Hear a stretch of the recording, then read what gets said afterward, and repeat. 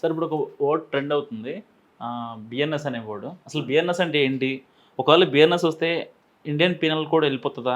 అంటే ఇప్పటిదాకా IPC section, ఆ సెక్షన్, ఈ సెక్షన్ అని చెప్పి కోర్టులో కానీ, మన సినిమాల్లో కానీ, లేకపోతే బయట కానీ జనరల్గా కేసులు చూస్తూ ఉంటాం. సో బిఎన్ఎస్ అసలు ఏంటి, దాని గురించి చెప్పండి.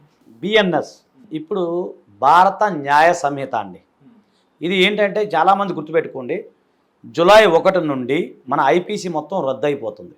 ఇండియన్ పీనల్ కోడ్ అనేది ఉండదు, మర్చిపోవాల్సిందే. అలాగే సిఆర్పిసి అంటే క్రిమినల్ ప్రొసీజర్ కోడ్, అది కూడా వెళ్ళిపోతుంది.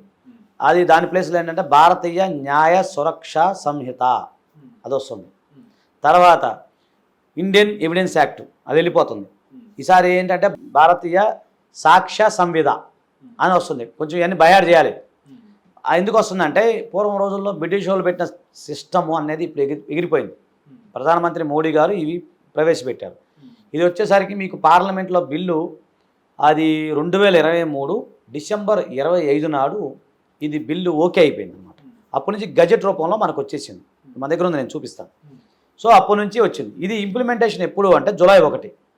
సో జూలై 1 నుంచి కూడా ఏదైనా సినిమాలో కానీ, బయట మీరు రాసే రిపోర్టర్లు కానీ, అలాగే పోలీసు వారు కానీ, వీళ్ళందరూ కూడా అంటే వాళ్ళ పోలీసు వారికి ట్రైనింగ్ అవుతుంది, వేరే విషయం, జనరల్గా చెప్తున్నాను.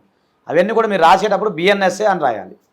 అప్పుడు 302 మన సినిమాలో చూస్తుంటాం, ఇతనికి 302 సెక్షన్ ప్రకారం అదే ఉరిశిక్ష, యావజ్జీవ కారాగార శిక్ష విధించడం అనేది అని చెప్పి అంటారు. ఇప్పుడు అలా కాదు, అది తీసేయాలి. మీరు 100 గుర్తుపెట్టుకోవాలి, 100, 102, 101, 101 గుర్తుపెట్టుకోవాలి. ఇప్పుడు సెక్షన్స్ ఇవి 101, 302 పోయింది.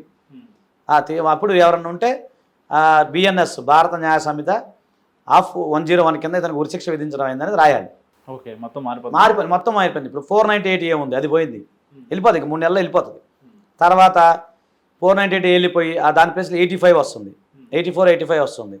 అలాగే చీటింగ్ కేసు, చీటింగ్ అంటే మీ సెక్షన్ ఏం గుర్తు రావాలి, కోర్టు ఉంటాయి. ఎస్, ఇప్పుడు అది లేదు, మీరు మర్చిపోండి, ఇక మైండ్లో డిలీట్ చేయండి. అది 318, 318 ఇప్పుడు అది గుర్తుపెట్టుకోవాలి.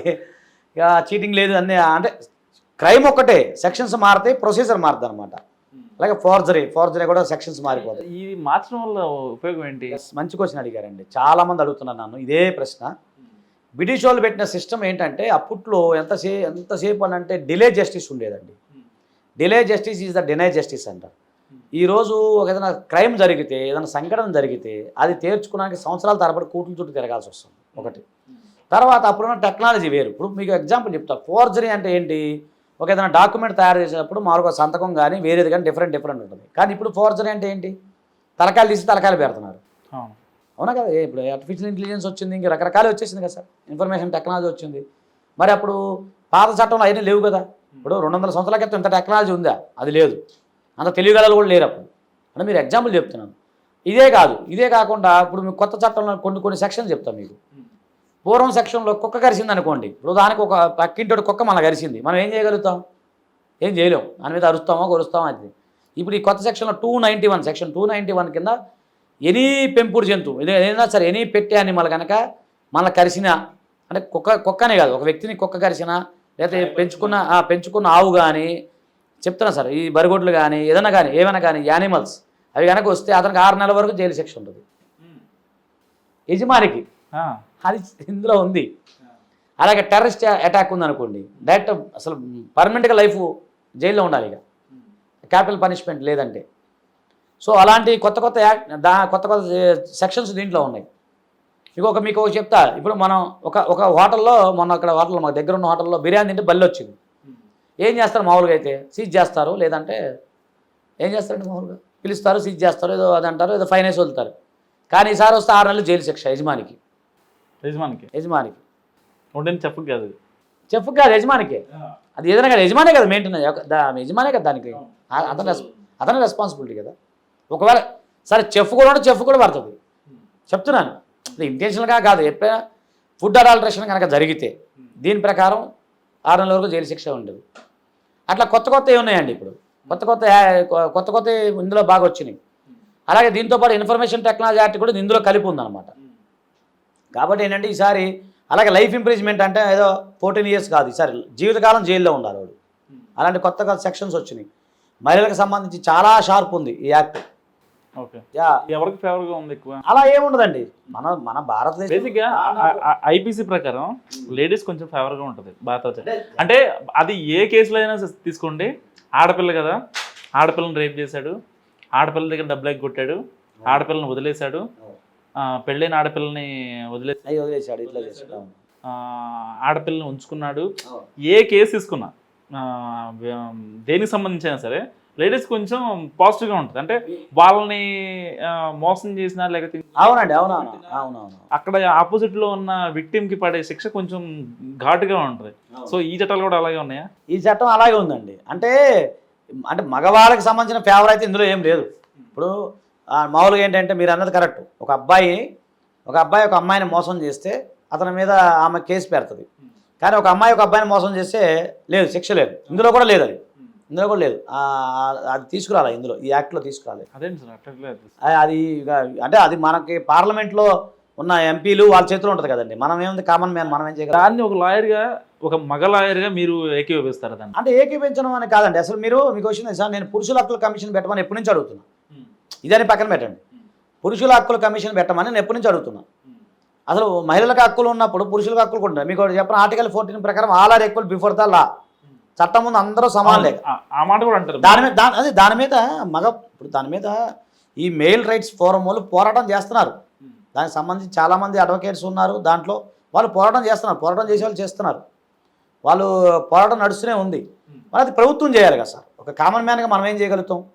ఇప్పుడు మెయిల్ రైట్స్ సంఘాలు చాలా ఉన్నాయి కదా భారతదేశంలో, నెట్లో కూడా చాలా వస్తాయి. పురుషుల దినోత్సవం కూడా ఏది నవంబర్ ఎప్పుడో ఉంది, 17-18 పురుషుల దినోత్సవం ఉంది. మరి మీకు గుర్తుందా పురుషుల దినోత్సవం?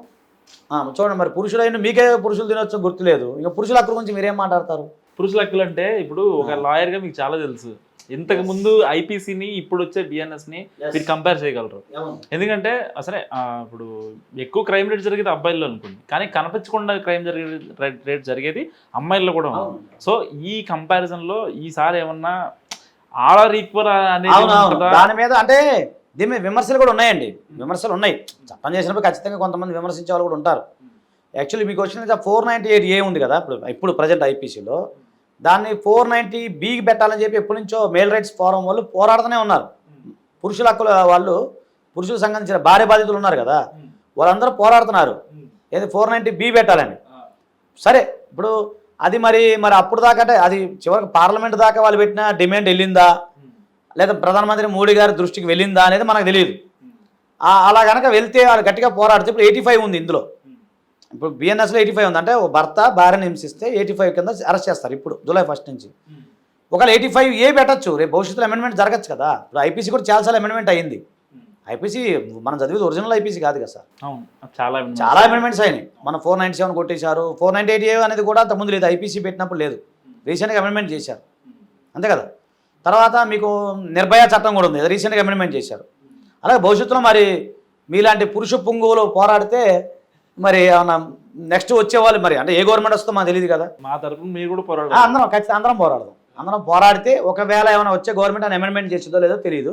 ఇప్పుడైతే మన దగ్గర మదర్ సంబంధించిన అంటే ఈ గజెట్ అంటారు, గజెట్ అంటారు. ఓకే, ఇది డైరెక్ట్ ఒరిజినల్ అనమాట. మనం అంటే ఇంకా బుక్ రూపాన అవన్నీ మరి వచ్చిన లేదు నాకు తెలియదు, కానీ మీకు డైరెక్ట్గా నేను గజెట్లోనే తెప్పించాను. ఇది బిఎన్ఎస్ గజెట్, డైరెక్ట్ గజెట్ అనమాట. ఓకే, ఇది వచ్చేసరికి mother act, direct mother act. ఇందులో ఎలాంటి అమెండ్మెంట్స్ ఏమి ఉండవు, మీకు ఒరిజినల్ యాక్ట్ ఇది. ఓకే, సరే ఇది బుక్ రూపంలో వచ్చిందా లేదా నాకు తెలియదు, మరి వచ్చిందో తెలియదు. ఇదైతే డైరెక్ట్ ఇది గజెట్, గవర్నమెంట్ ఆఫ్ ఇండియా నుంచి పార్లమెంట్లో ప్రధానమంత్రి మోడీ గారు అలాగే రాష్ట్రపతి గారు పెట్టిన డైరెక్ట్ సంబంధించిన యాక్ట్ ఇది. సో దీంట్లో పురుషులకు సంబంధించి మీరు చెప్పినట్టు అలాంటి ఏం లేదు.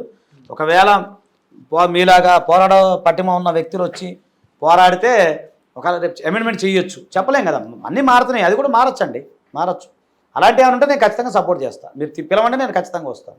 Hit TV presents like, share, comment. TV వాళ్ళకు కూడా నేను ఒక సర్ప్రైజ్ ఇద్దాం అనుకుంటున్నాను. మీరు మాత్రమే జెస్సీ ఎందుకు అయ్యారు? ఇలాంటి అమ్మాయిలకి పిలవడానికి బాగుంటుంది. చందు సాయికి like you and have a జనాలకి ఒక పేరు నచ్చిందంటే దీనికి ఒక ప్రాసెస్ ఉంటుంది. ఎందుకు ప్రాసెస్ డైరెక్ట్కి వెళ్ళిపోదాం. ఏదైనా ఒకటి మర్చిపోయినావా నువ్వు? ఏం మర్చిపోయావు? ఏదో ఆ టైంకి మన సుడి బాగుంటే ఎవరన్నా చూపిస్తే రాయగలం కానీ డోర్ టు డోర్ సేల్స్ చేసేవాళ్ళు. శారీ వస్తుంది కదా, శారీలో వెనకాల కట్టుకుని అమ్మా నీ వెన్నెలా